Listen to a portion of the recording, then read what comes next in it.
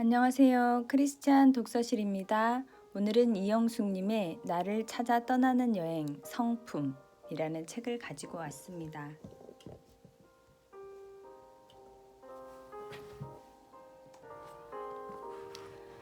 지은이 이영숙 박사는 20년 이상 유아교육과 특수교육을 현장과 대학에서 몸소 가르쳐온 실천적인 교육학자이다. 저자의 강의는 이론으로 그치지 않고 실제적인 가르침이 되어 사람들을 변화시킨다.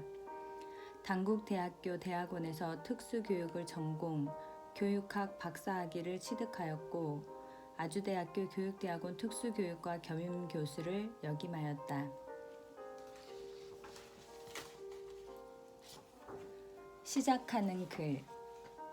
성품을 출발하며 이 시대의 교육을 늘 생각해오고 있는 교육자의 한 사람으로서 좋은 나무 성품학교를 만들어 아이들에게 인생에서 꼭 필요한 성품을 가르치겠다고 말했을 때 많은 사람들이 보이지 않는 성품을 어떻게 가르칠 수 있는지 매우 궁금해했습니다.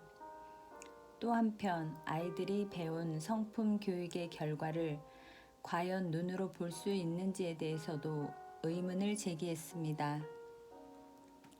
지난 2년 동안 부족한 저자의 교육에 동참하여 가맹원이 되어준 전국 80여 개의 좋은 나무 성품학교를 통해서 눈으로 직접 확인해 볼 수 있었던 놀라운 사실들이 있습니다. 성품을 구체적인 지식과 느낌과 행동으로 재미있게 잘 가르치면 아이들은 이것들을 매우 잘 배우며 그들의 삶이 변화된다는 것이었습니다. 또한 성품을 가르친 결과가 아이들의 변화된 삶을 통해 눈앞에서 생생히 확인된다는 사실이었습니다. 성품이란 한 개인이 자신을 포함하여 주위 것들에 대하여 어떻게 생각하는지, 어떻게 느끼는지, 또한 어떻게 말하고 행동하는지를 보여주는 인격의 총체입니다.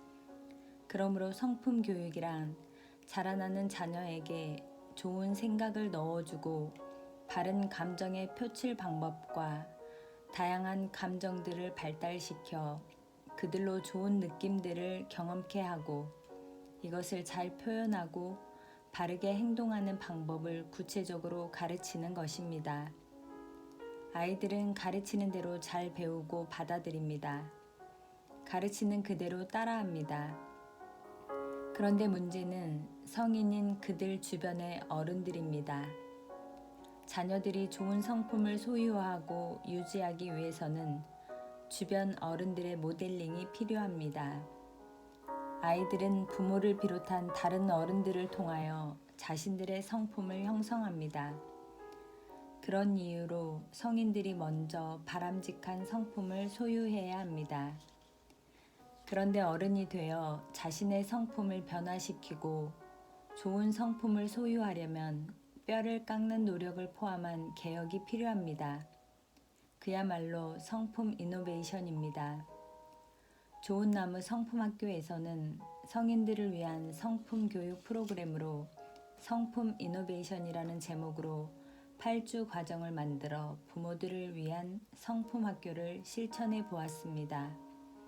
많은 부모들을 직접 대하면서 이미 어른이 된 성인들이 좋은 성품을 소유하기 위해서는 자신들의 삶 속에 형성되었던 부정적인 경험들을 치유하고 새로운 삶의 여정으로 나아가도록 회복이 필요하다는 것을 깨닫게 되었습니다. 이를 계기로 좋은 성품이란 진정한 나 자신을 찾아 떠나는 치유와 회복의 여행이라고 생각하게 되었습니다. 오늘 이 땅의 작지만 힘찬 목소리로 감히 성품, 나를 찾아 떠나는 여행을 선보입니다. 부디 이 작은 발걸음을 통하여 이 땅의 어른들이 변화되고 이 변화를 통하여 소중한 자녀들의 삶에서 좋은 성품이 무럭무럭 자라 장차 이 시대의 성품 리더가 될 수 있기를 간절히 소망해 봅니다. 첫 번째 여행, 성품으로 새롭게 시작하기. 새로운 지평을 여는 문, 감사. 매주 열리는 유치원 학부모들을 위한 특별 강좌, 미랄 좋은 어머니들의 모임에서 어느 날 어머니들께 숙제를 내주었습니다. 각자 남편에게 감사의 편지를 써서 출근할 때 전한 후 피드백을 받아오는 숙제였습니다. 다음 주가 되어서 서로 숙제한 소감을 이야기했는데 한 어머니의 고백이 잊을 수 없는 감동이 되었습니다. 함께 듣고 있던 모든 어머니들의 눈시울이 붉어지는 일이 벌어졌습니다.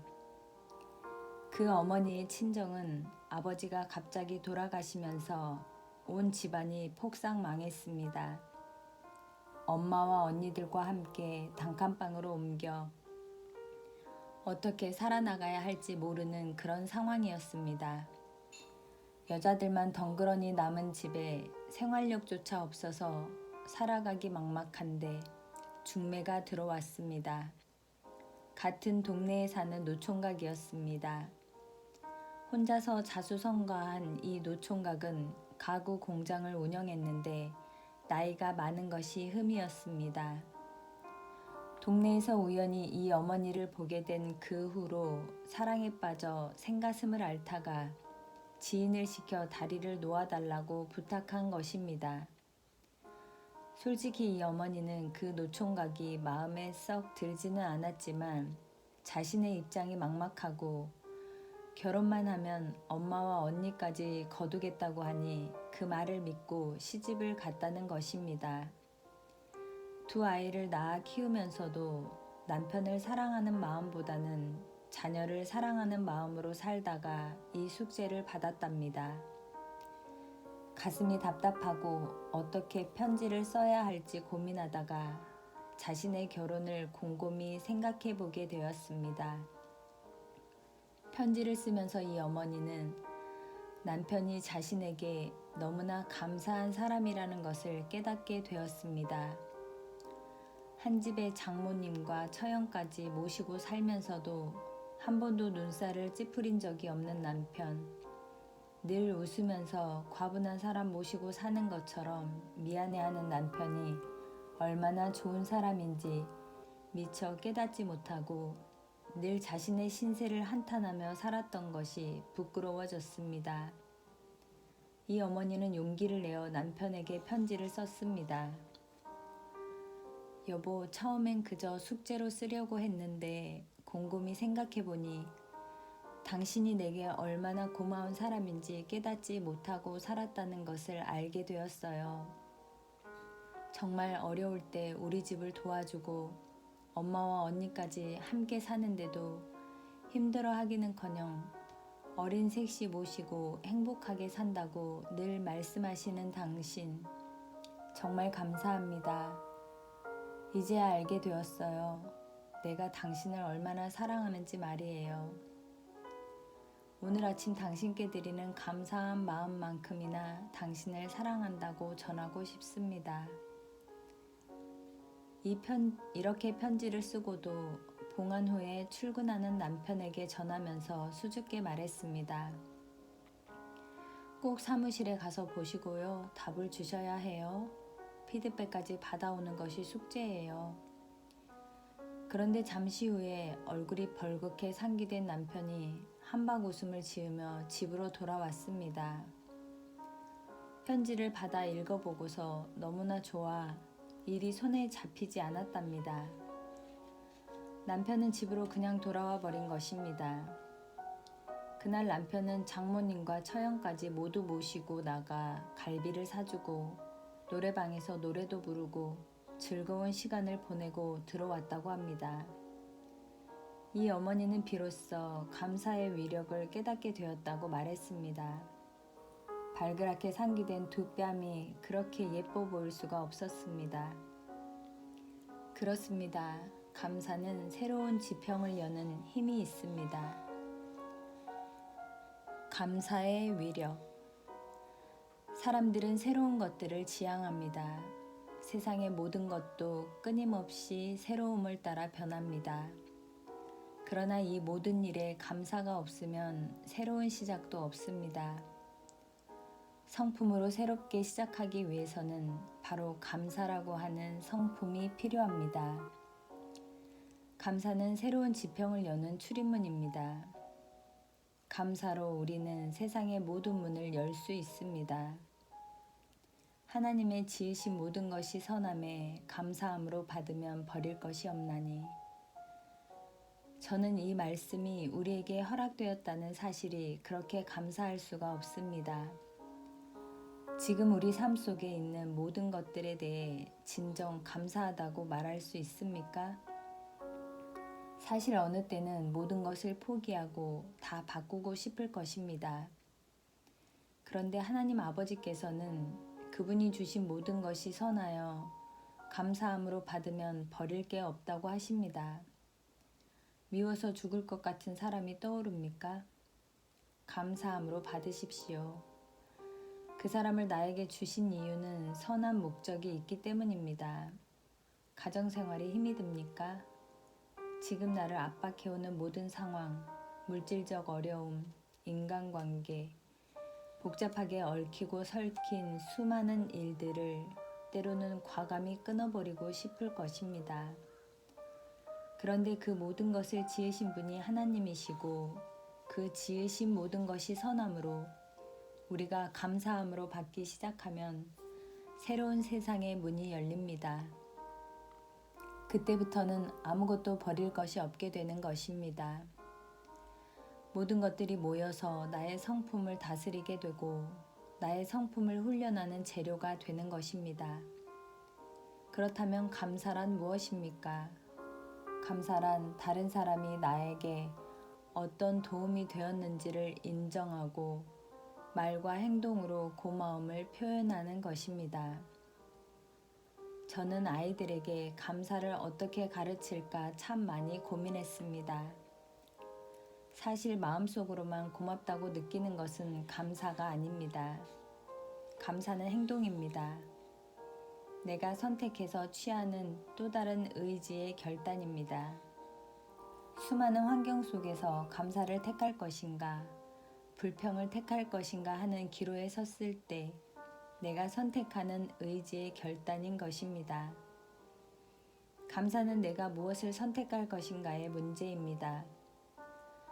어려운 상황에서 이것을 감사로 표현할 것인가, 짜증과 낙심으로 표현할 것인가를 선택하여 구체적으로 표현하는 행동입니다. 울리지 않는 종은 종이 아니고 표현하지 않는 사랑은 사랑이 아닌 것처럼 표현하지 않은 감사도 감사가 아닙니다.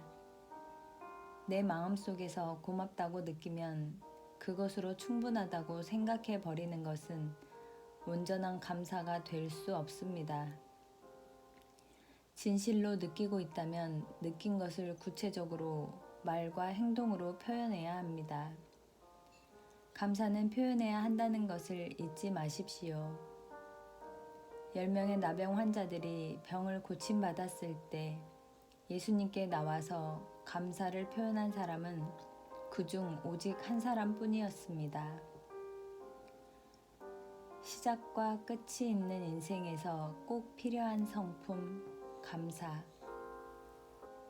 인생이 소중한 것은 우리의 삶이 유한하기 때문입니다. 우리가 잘 살려고 노력하는 것은 우리의 삶에 끝이 있기 때문입니다. 하나님께서 우리 인생의 끝을 보여주신다는 사실이 저는 얼마나 감사한지 모르겠습니다. 끝이 좋은 인생이 크리스천의 인생입니다. 모든 것이 그렇듯이 마지막이 좋아야 다 좋은 것입니다. 저는 다니엘을 부러워합니다. 사실 다니엘의 인생은 험난합니다.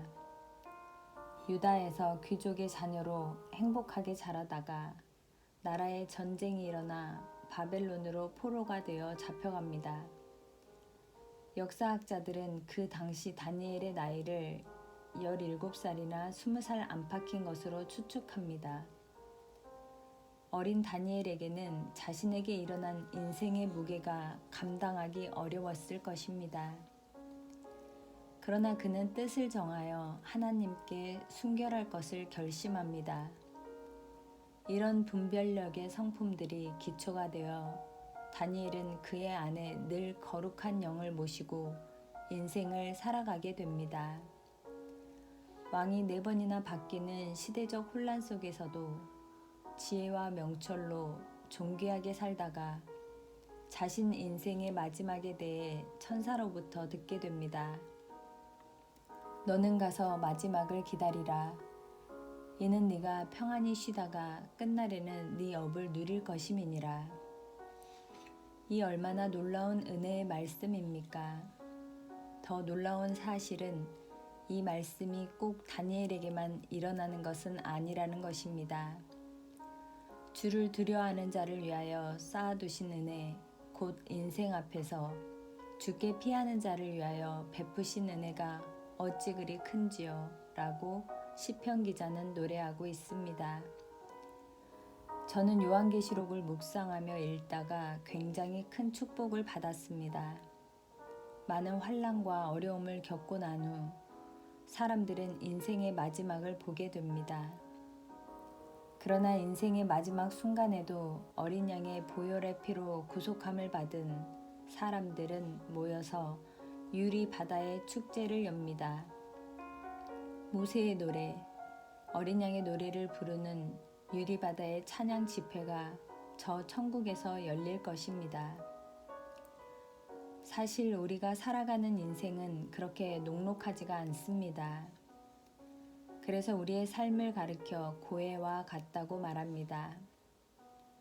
살다 보면 지치기도 하고 포기하고 싶을 정도로 힘들고 낙심될 때도 많습니다.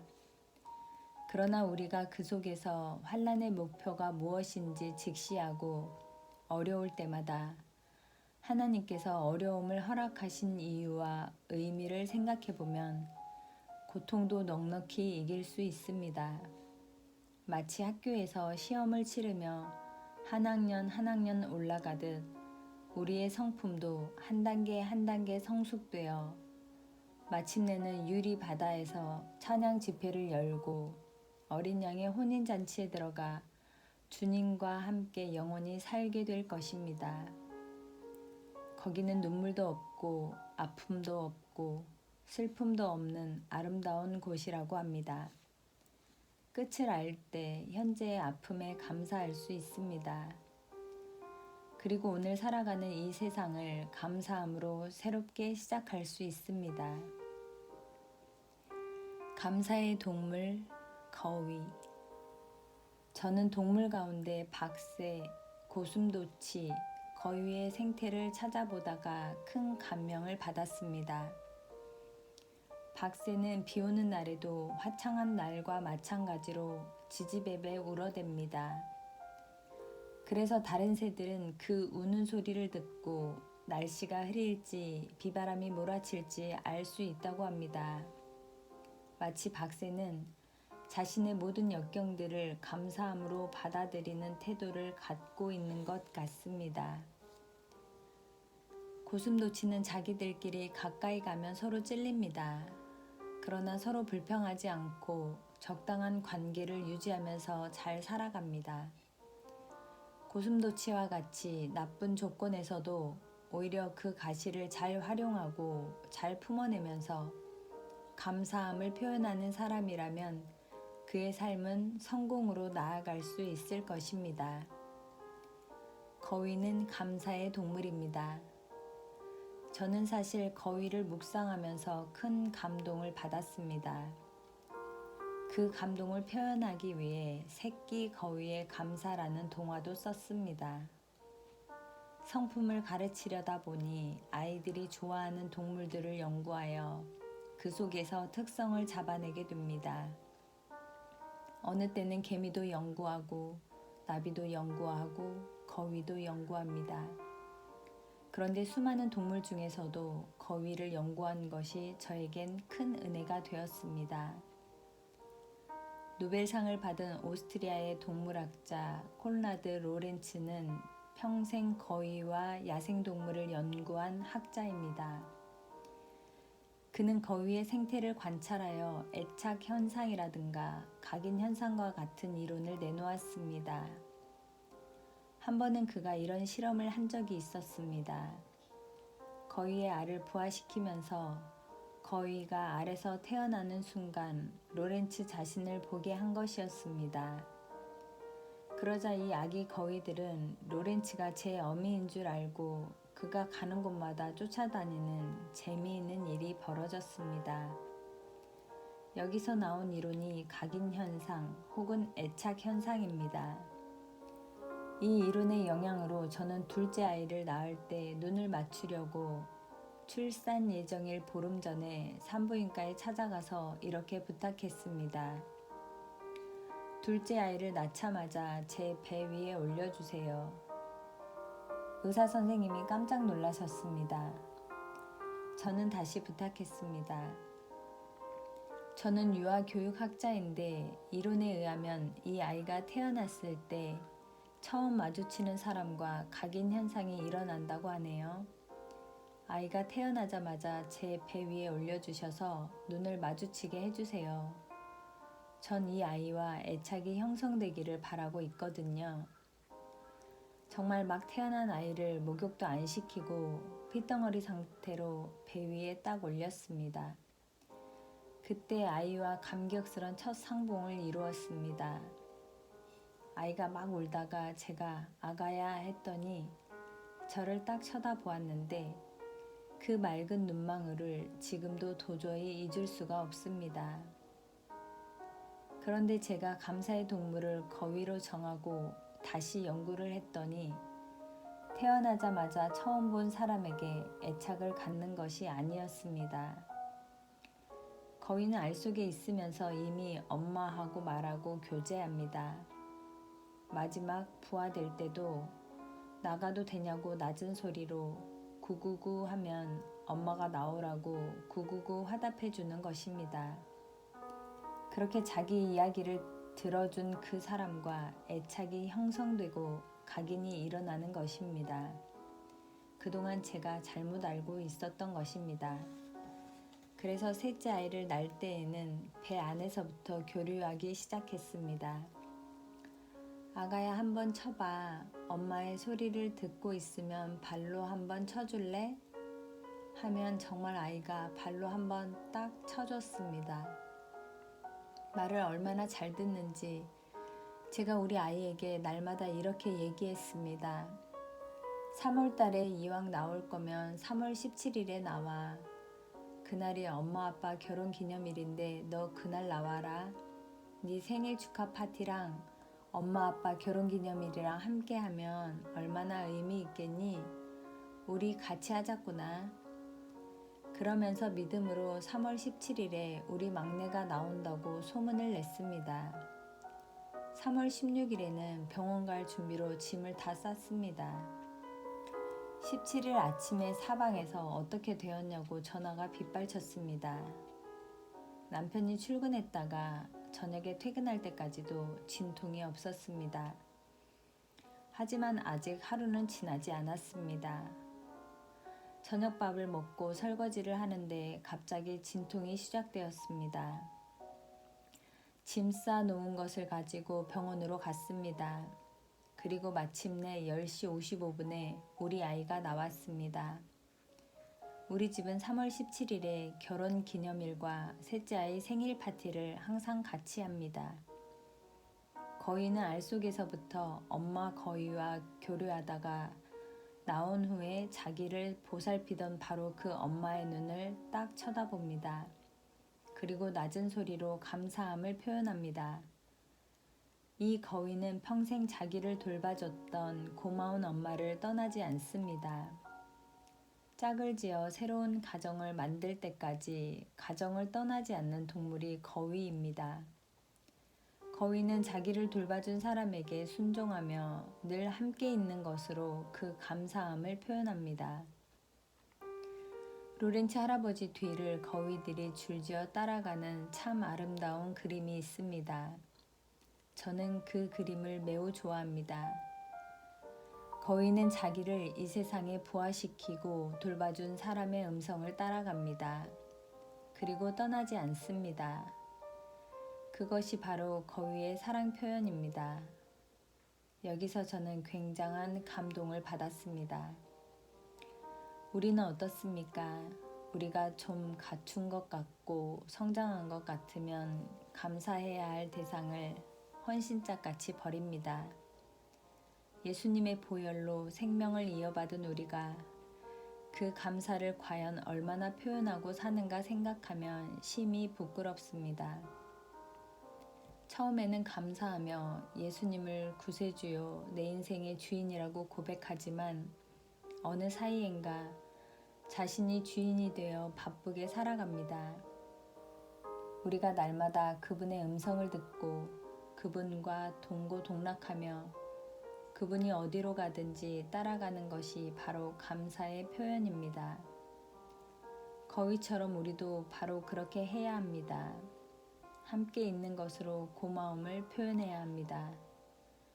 거위를 묵상하면서 우리가 동물보다 못하다는 생각에 부끄러워집니다. 감사의 태도 연습. 감사의 태도를 어떻게 연습할 수 있습니까? 첫째, 나에게 도움을 준 사람들에게 말과 행동으로 고마움을 구체적으로 표현합니다. 둘째, 내가 겪는 어려움을 통해 나 스스로가 더 성장할 것을 기대하며 감사하는 마음을 가져야 합니다. 어려운 때일수록 감사가 빛나는 법입니다. 더 이상 감사를 찾아낼 수 없는 환경에도 불구하고 그 속에서 감사할 거리를 찾아내는 사람이 지도자입니다. 그 사람이 하나님의 사람입니다. 셋째, 내가 가진 모든 것을 만족해하며 소중하게 여깁니다. 오늘날 비극은 내가 가지고 있는 것들을 하찮게 여기는 것입니다. 함께 사는 배우자에 대해 감사하지 않고 당연하게 여깁니다. 심지어는 저 사람보다 더 좋은 사람을 만났으면 좋았을 텐데 하는 생각도 합니다. 저희 유치원에 외모가 아름다운 한 어머니가 있었습니다. 그런데 늘 슬프고 늘 불만입니다. 늘 억울해합니다. 왜 그러는지 나중에 물어보았습니다. 그 어머니는 남편과는 대학 커플인데 남편 말고 결혼할 뻔했던 사람이 있었다고 합니다.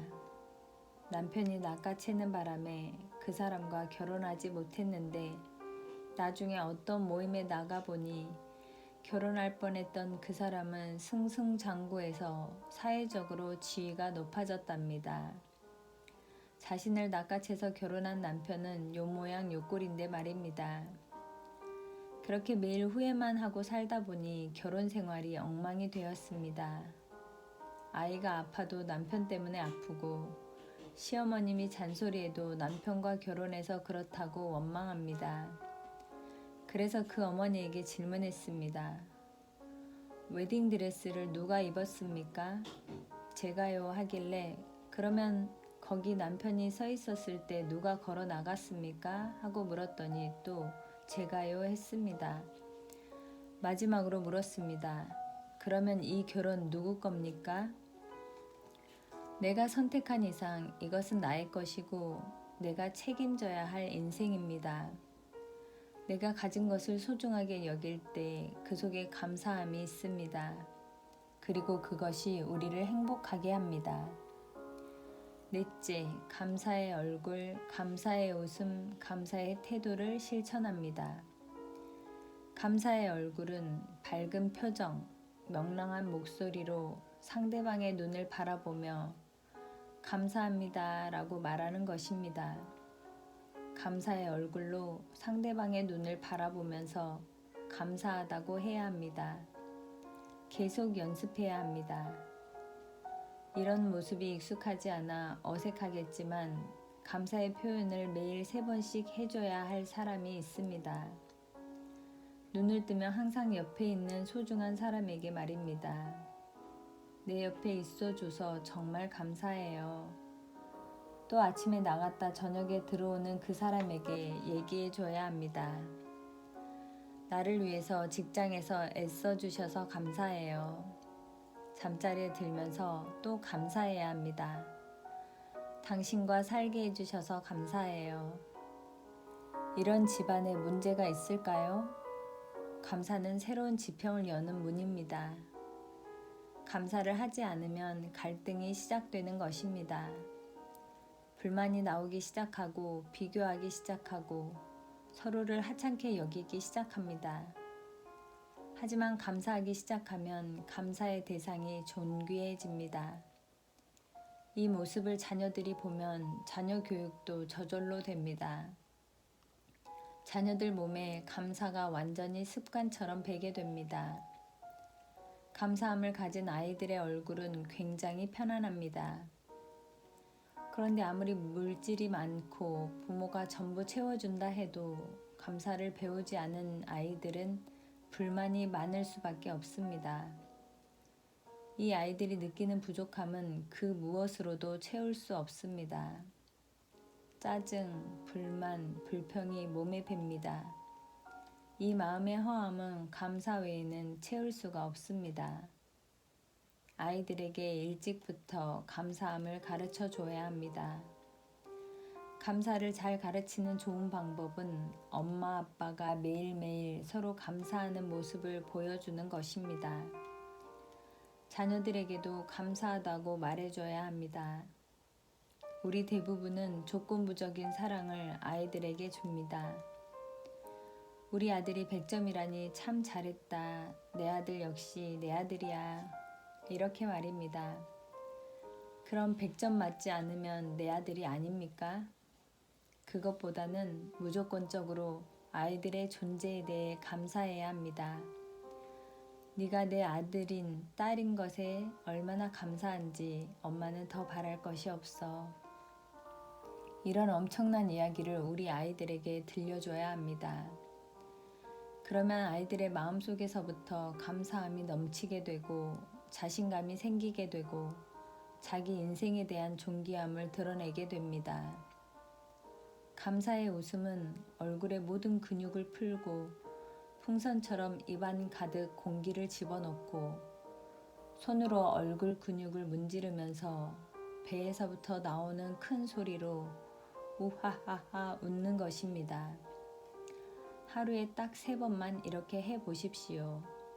웃음은 면역력을 증가시켜 건강할 수 있도록 도와줍니다. 일소일소 일로일로 한 번 웃으면 한 번 젊어지고 한 번 노하면 한 번 늙는다를 기억하십시오. 감사하는 사람이 성공하고 건강한 이유는 참 잘 웃기 때문입니다. 감사의 태도는 나와 다른 사람들의 행동을 격려하고 칭찬하는 것입니다. 모든 일을 긍정적인 태도로 실천하는 것입니다. 5째, 감사의 메아리를 하루에 딱 3번 외칩니다. 산울림의 법칙이라는 것이 있습니다.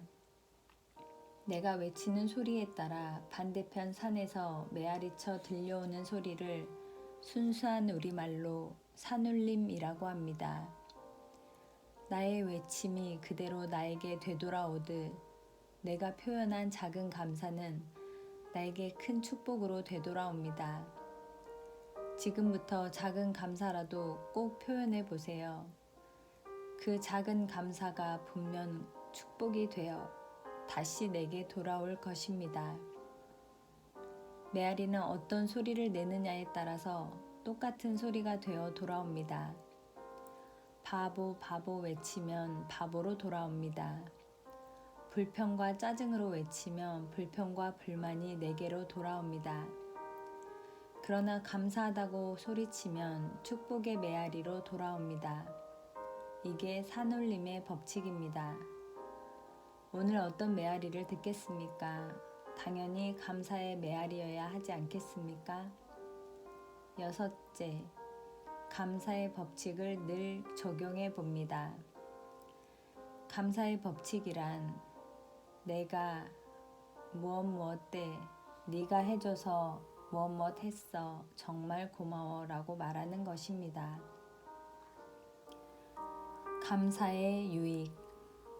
항상 감사하는 사람은 더 많은 축복을 누리게 됩니다. 늘 부족하다고 생각하는 사람에게는 감사보다 불평만 있게 마련이지만 부족한 가운데서도 감사한 것을 찾아내는 사람에게는 늘 풍성함이 따라오게 됩니다. 그런 사람은 자연스럽게 주위에서 복 있는 사람으로 불립니다. 한 가지를 생각하면 두 가지가 생각나게 됩니다. 한번 실천해 보세요. 같이 사는 배우자에 대해 감사한 조건 10가지를 쓰려고 하면 처음에는 쓸 것이 없습니다. 그런데 한 가지를 쓰면 두 가지가 생각나고 두 가지를 쓰면 세 가지가 생각납니다. 자꾸 감사할 것이 생각나서 아, 내가 이렇게 많은 축복을 받았구나 하며 감격을 누리게 됩니다. 감사하는 사람은 지도자가 됩니다. 지도자는 현실을 바라보는 사람이 아니라 미래의 상황을 볼 줄 아는 사람이어야 합니다. 그런데 감사하는 사람은 현실에 만족함이 없어도 앞으로 될 현상을 그려볼 줄 아는 믿음이 있기 때문에 감사하게 됩니다. 사람들은 이런 사람을 따르게 됩니다. 사람들은 감사하는 사람을 좋아합니다. 그래서 감사하는 사람의 주변에는 늘 사람들이 있게 마련이지요. 지도자의 자격은 어려움 속에서도 감사할 수 있는 것이랍니다. 날마다 불평, 불만이 가득하며 부족함을 털어놓는 사람들에게는 절대로 사람들이 모여들지 않습니다. 그러나 내게 있는 것에 만족하고 그것을 통해 하나님께서 주실 것을 기대하는 사람에게 사람이 모입니다. 감사하는 사람의 얼굴에는 언제나 웃음이 있습니다. 웃음은 모든 질병을 고치는 힘이 있습니다. 그래서 날마다 웃는 사람은 건강하게 오래오래 살 수 있습니다. 저희 좋은나무 성품학교에서는 성품의 위인을 가르치며 웃음과 건강의 관계를 많이 다뤘습니다. 그 가운데 웃음에 대한 의학적인 연구를 최초로 체계적으로 한 웃음학의 아버지 노만 커즌스 박사가 있습니다. 노만 커즌스 박사는 불치병인 교착 척수염에 걸려 죽음을 선고받았습니다. 그러나 그는 적극적으로 자신의 질병에 대처할 것을 결심하고 웃음 치료법을 시도했습니다. 고통을 느낄 때마다 몰핀 주사 대신 코미디나 희극 영화를 보거나 유머 관련 책을 보며 웃으면서 견뎠는데 어느 순간 그 불치병이 없어져 버렸고 이러한 자신의 경험을 바탕으로 웃음 치료법을 만들게 되었습니다. 감사하는 사람에게는 질병이 들어오지 못합니다. 면역성이 높아지기 때문입니다. 날마다 웃는 사람은 건강하게 오래오래 살 수 있답니다. 독일 태생의 미국 정신분석학자 에리스는 인간의 성장 과정을 8단계로 나누었습니다. 인생에는 사회성 발달의 단계가 있어서 전 단계의 과정들을 잘 성취해야 그 다음 단계로 넘어간다는 이론입니다. 성품도 마찬가지입니다. 하나의 성품이 가다듬어지면 그 다음 성품, 그 다음 성품으로 나아가 점점 성숙해집니다. 그런데 반대로 이 성장 과정에서 이전 과업들을 제대로 이루지 못했을 때 아주 부정적이고 나쁜 성품이 되어 결국 마지막 8단계에서는 고립되고 격리되어 외로운 삶을 살게 된다고 합니다. 에릭스는 인간 성장의 마지막 8단계, 곧 노년기의 과업으로 자아 통합, 고결한 성품이라는 말을 썼습니다. 고결한 성품이란 지나온 삶들을 돌아보면서 그 모든 것을 통합할 수 있는 능력입니다. 지난날 내가 겪었던 어려움이 협력해서 선을 이루어 오늘의 나를 새롭게 만들었다는 것을 인정하고 내 삶을 통합적으로 바라볼 수 있는 능력이 생길 때 결국 고결한 성품이 된다는 것입니다. 사실 이 성품으로 살아가기가 우리 인생의 중요한 주제입니다. 돈도 명예도 우리 인생의 전부가 아닙니다. 세상에서 지금 하고 있는 어떤 일들은 헛된 노력일 수 있습니다. 그런데 인생을 사랑하고 내게 주어진 모든 아픔과 슬픔과 사랑까지도 다 통합해서 품어낼 수 있는 감사하는 성품을 지닌 사람은 마지막에 성공할 사람이며 가장 귀한 인생을 살아내는 사람입니다. 지금 당장 힘들어도 낙심하지 말고 내게 능력 주시는 자 안에서 무엇이든 할 수 있다는 믿음을 붙들고 이겨내십시오. 하나님이 우리 안에 모든 것을 허락하셨기 때문에 우리가 그것을 하나님이 주신 선함으로 받아들일 때 내 안에 있는 아픔이 변하여 오늘의 축복이 될 수 있습니다. 그런 것들이 하나하나 쌓여서 인생의 마지막 장을 내릴 때 감사함으로 그 문에 들어갈 수 있습니다. 또 주님의 보좌 앞에서 주님과 대화할 때 하나님께서 우리에게 이렇게 말씀하실 것입니다. 잘하였도다 착하고 충성된 종아, 네가 작은 일에 충성하였음에 내가 많은 것으로 네게 맡기리니. 하나님이 우리에게 면류관을 씌워 주심으로써 하나님께서 우리 각자에게 허락해 주셨던 삶에 대한 감사의 축제가 열리게 될 것입니다. 감사는 새로운 지평을 엽니다. 그동안 우리가 감사하지 못했던 것들을 돌아봤으면 좋겠습니다. 저는 좋은 나무 성품학교에서 아이들에게 관계 맺기를 가르치는데 관계 맺기의 첫 번째 관문이 감사하기입니다. 먼저 감사한 것들을 찾아보게 합니다. 감사하게 될 때 관계가 맺어지기 때문입니다. 두 번째 관문은 용서를 구하는 것입니다. 부지 중에 내가 그 사람에게 무관심했던 것, 무례했던 것, 좋은 성품으로 대하지 못했던 것들에 대해 용서 구하는 일을 하게 합니다. 세 번째 관문에서는 내가 잘 할 수 있도록 도와달라고 요청하는 것입니다. 네 번째 관문에서는 내 안에 숨겨져 있던 진실한 마음을 표현할 수 있도록 내 마음을 표현하는 방법을 가르칩니다. 이것이 수직과 수평으로 이루어져야 합니다. 즉 하나님과도 위와 같은 방법을 적용하며 관계를 맺어가며 사람들 사이에서도 동일한 방법으로 관계를 맺어가는 것입니다. 이렇게 관계 맺기를 잘하는 사람이 인생에서 성공합니다. 인생은 결국 인간관계이기 때문에 그렇습니다. 관계를 어떻게 맺느냐에 따라서 내 인생이 행복해지기도 하고 불행해지기도 합니다. 뒤에서 다룰 메이킹 브릿지의 내용이 바로 이것입니다. 감사하는 성품으로 관계를 새롭게 시작하시길 소망합니다. 그동안 감사하지 못했던 사람들을 찾아가서 마음을 표현하십시오. 감사했다고 말씀하십시오. 그동안 무심했던 것을 용서해달라고 용서를 구하고 감사하는 삶을 살 수 있도록 하나님과 사람 앞에 요청하며 마음을 잘 표현하는 삶을 살기 바랍니다. 무엇보다 하나님과 좋은 관계를 맺게 되기를 원합니다. 그동안 하나님과 소원하여 친밀함이 없어졌다면 그럼에도 불구하고 나를 이렇게 살게 해주신 것을 감사하십시오.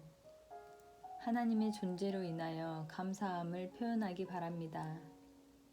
감사함으로 그 문에 들어가기 바랍니다. 하나님께 용서를 구하고 요청하시기 바랍니다.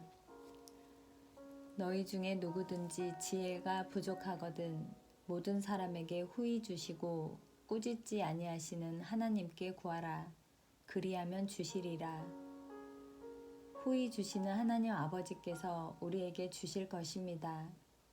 모든 일에 감사할 수 있는 지혜와 마지막까지 우리의 삶을 감사함으로 잘 살아갈 수 있도록 용기와 힘을 달라고 기도하시기 바랍니다. 그리고 자연스럽게 하나님께 마음을 드리시기 바랍니다. 담대히 하나님 앞에 나아가십시오. 감사로 새로운 지평을 여는 사람들이 되기를 진심으로 바랍니다. 여호와가 우리 하나님이신 줄 너희는 알지어다. 그는 우리를 지으신 자시요 우리는 그의 것이니 그의 백성이요 그의 기르시는 양이로다. 감사함으로 그 문에 들어가며 찬송함으로 그 궁정에 들어가서 그에게 감사하며 그 이름을 송축할지어다. 감사합니다.